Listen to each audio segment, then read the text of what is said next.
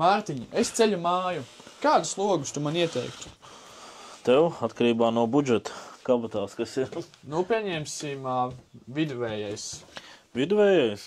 Es domāju, to pašu Senego kompaktu logus. Ar 3 stikliem. Jā.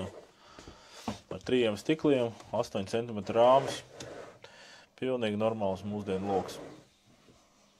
Pilnīgi normāls. Nav jāpēr pats krūtākais. Šeit arī tavu paketu var ļoti labi trīskāršu ielikt ar 0,6 UV vērtību.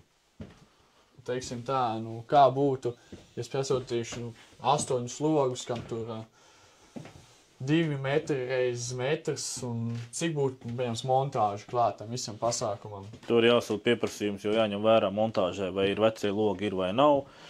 Vai ir vajadzīgas lentas, iekšējā, ārējā palodze, kurš stāvs, kurā Latvijas malā atrodas, tā montāža var būt no līdz diezgan lielā diapazonā. Tāpēc nav korekti man teikt, ka tā montāža varētu izmaksāt 300, 700, 800 eiro, mazāk, vairāk.